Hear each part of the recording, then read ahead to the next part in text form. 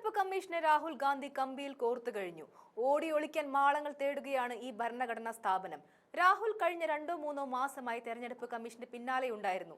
ഇതിനുശേഷമാണ് കയ്യിൽ കരുതിയ atom bomb Rahul Gandhi പ്രയോഗിച്ചത്. രാജ്യത്തെ പ്രതിപക്ഷ നേതാവാണ് രാഹുൽ. സ്വാഭാവികമായും തെരഞ്ഞെടുപ്പ് കമ്മീഷനോട് കാര്യങ്ങൾ ചോദിക്കാൻ അവകാശപ്പെട്ട ആൾ. ഇവിടെ അതിന് മറുപടി പറയേണ്ടതിന് പകരം രാഹുലിനെ അറസ്റ്റ് ചെയ്യാനുള്ള നീക്കമാണ് തെരഞ്ഞെടുപ്പ് കമ്മീഷൻ. എന്നാൽ രാഹുലിനെ തൊടാൻ സാധിക്കില്ലെന്നും ധൈര്യമുണ്ടെങ്കിൽ അറസ്റ്റ് ചെയ്ത് കാണിക്കാനും പ്രതിപക്ഷ നേതാക്കൾ വെല്ലുവിളിച്ചു കഴിഞ്ഞു. വെറും വാചക കസർത്തുകൾക്കപ്പുറം 90 മിനിറ്റ് നീണ്ടുനിന്ന വാർത്താ സമ്മേളനത്തിൽ കൃത്യമായ കണക്കുകളാണ് രാഹുൽ അവതരിപ്പിച്ചത്. മണ്ഡലം തോറും വോട്ടർ പട്ടികയിൽ കൃത്രിമം നടത്തിയതും തിരിച്ചറിയൽ കാർഡുകൾ ഇരട്ടിപ്പിച്ചതും ജനാധിപത്യ മാനദണ്ഡങ്ങൾ ചവിട്ടിമതിച്ചതും എങ്ങനെയാണെന്ന് തെളിവുകൾ സഹിതം രാഹുൽ ഗാന്ധി വിശദീകരിച്ചു. നേരത്തെയും സത്യം വിളിച്ചു പറഞ്ഞതിന്റെ പേരിൽ ക്രൂശിക്കപ്പെട്ട നേതാവാണ് രാഹുൽ ഗാന്ധി. പ്രധാനമന്ത്രിക്കും BJPക്കും വേണ്ടി അവർ വളർത്തുന്ന മാധ്യമ, പോലീസ്, ജുഡീഷ്യറി സംവിധാനങ്ങൾ രാഹുൽ ഗാന്ധിയെ എന്നും വേട്ടയാടിയിട്ടുണ്ട്. പ്രധാനമന്ത്രിയുടെ വിവാദ വ്യവസായികളുമായുള്ള ബന്ധത്തെ ചോദ്യം ചെയ്തതിന് രാഹുലിനെ പാർലമെന്റിൽ നിന്ന് അയോഗ്യനാക്കി. സാങ്കേതിക കാരണങ്ങളാൽ അദ്ദേഹത്തിന്റെ ലോക്സഭാ നാമനിർദ്ദേശം തള്ളി. വീട് റെയ്ഡ് ചെയ്തു, ഫോൺ ചോർത്തി, ഓരോ നീക്കവും നിരീക്ഷിച്ചു. ചോദ്യങ്ങൾ ഉന്നയിച്ചതിന് അദ്ദേഹത്തെ ജയിലിൽ അടച്ചു. അങ്ങനെ പോകുന്നു മിഷൻ രാഹുൽ ഗാന്ധി എന്ന BJP വേട്ട. എന്നിട്ടും രാഹുൽ ഗാന്ധി ഒരിക്കലും പിൻവാങ്ങിയില്ല. ആ പോരാട്ടമാണ് മറ്റൊരു നിർണായക ഘട്ടത്തിൽ എത്തി നിൽക്കുന്നത്.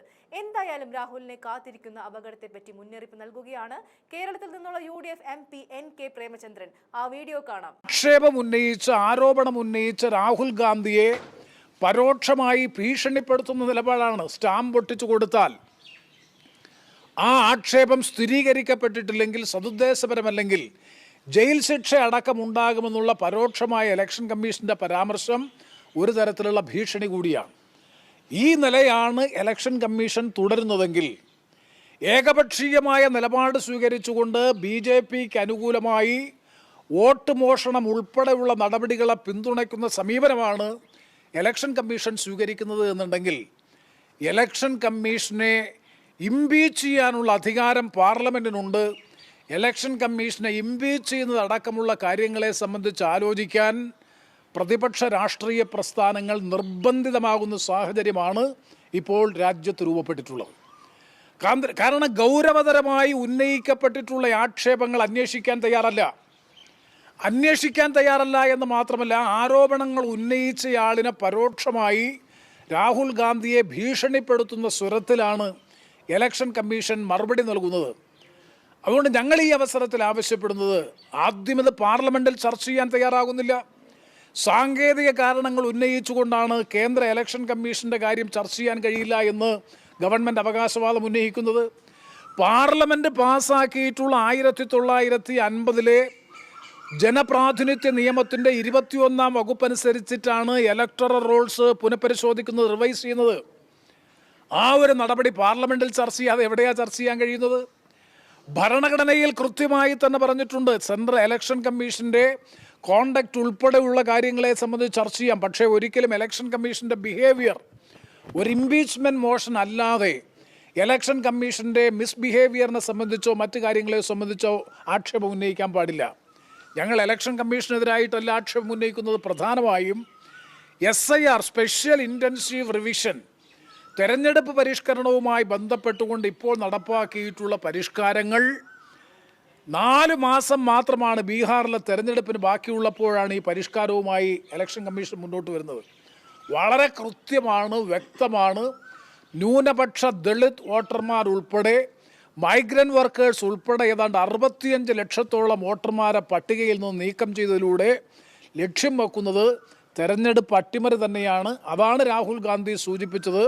മഹാരാഷ്ട്രയിലും കർണാടകത്തിലും ഹരിയാനയിലും പരീക്ഷിച്ച അതേ തന്ത്രമാണ് ബീഹാർ സംസ്ഥാനത്തും തുടർന്ന് ബംഗാൾ അടക്കമുള്ള സംസ്ഥാനങ്ങളിലും പരീക്ഷിക്കാൻ വേണ്ടി BJP പരിശ്രമിക്കുന്നത്. അതിനൊത്താശ നൽകുന്ന സമീപനമാണ് ഇലക്ഷൻ കമ്മീഷൻ സ്വീകരിച്ചിട്ടുള്ളത്. അതുകൊണ്ടാണ് ഞാൻ ആവർത്തിച്ച് പറയാൻ ആഗ്രഹിക്കുന്നു, ഈ രൂപത്തിൽ ഏകപക്ഷീയമായ നിലപാട് സ്വീകരിക്കുന്ന സമീപനം ഉണ്ടായാൽ പ്രതിപക്ഷത്തെ വിശ്വാസത്തിലെടുക്കാൻ രാജ്യത്തെ അംഗീകൃത ജനാധിപത്യ രാഷ്ട്രീയ പ്രസ്ഥാനങ്ങളായ പ്രതിപക്ഷ രാഷ്ട്രീയ പ്രസ്ഥാനങ്ങളെ വിശ്വാസത്തിലെടുക്കാനും അവർ പറയുന്നത് മുഖവിലേക്കെടുക്കാനും കേന്ദ്ര ഇലക്ഷൻ കമ്മീഷൻ തയ്യാറാകാതെ വരുന്ന പക്ഷം കേന്ദ്ര ഇലക്ഷൻ കമ്മീഷനെ ഇംപീച്ച് ചെയ്യുന്നതടക്കമുള്ള കാര്യങ്ങളെ സംബന്ധിച്ച് ആലോചിക്കാൻ ഇന്ത്യൻ പ്രതിപക്ഷം നിർബന്ധിതമാകുന്ന ഒരു സാഹചര്യത്തിലേക്കാണ് കാര്യങ്ങൾ നീങ്ങുന്നത്. അത് ഒഴിവാക്കാൻ ഗവൺമെൻറ്റും കേന്ദ്ര ഇലക്ഷൻ കമ്മീഷനും തയ്യാറാകണം എന്നാണ് ഈ അവസരത്തിൽ ആവശ്യപ്പെടാനുള്ളത്. ഇന്ത്യ സഖ്യം ഇംപീച്ച്മെന്റുമായി ബന്ധപ്പെട്ട് എന്തെങ്കിലും ചർച്ചകൾ ആരംഭിച്ചിട്ടില്ല? ഒന്നും ആലോചിച്ചിട്ടില്ല. ഞാൻ പറഞ്ഞതാണ്, അങ്ങനെ നിർബന്ധിതമാകുന്ന സാഹചര്യത്തിലേക്ക് ഇന്ത്യൻ പ്രതിപക്ഷ പ്രസ്ഥാനങ്ങളെ തള്ളിവിടരുത്.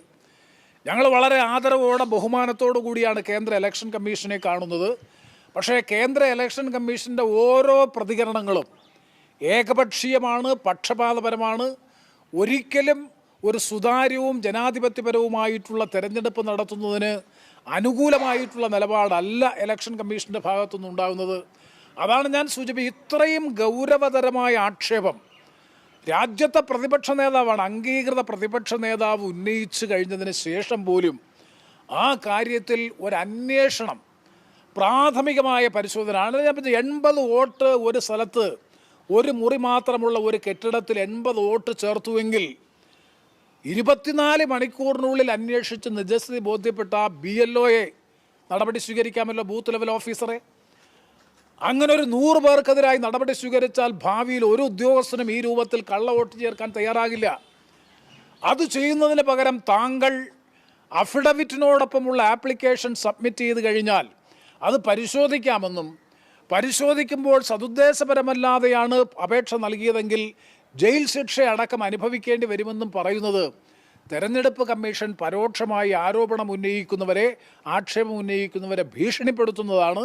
അത് ശരിയല്ല.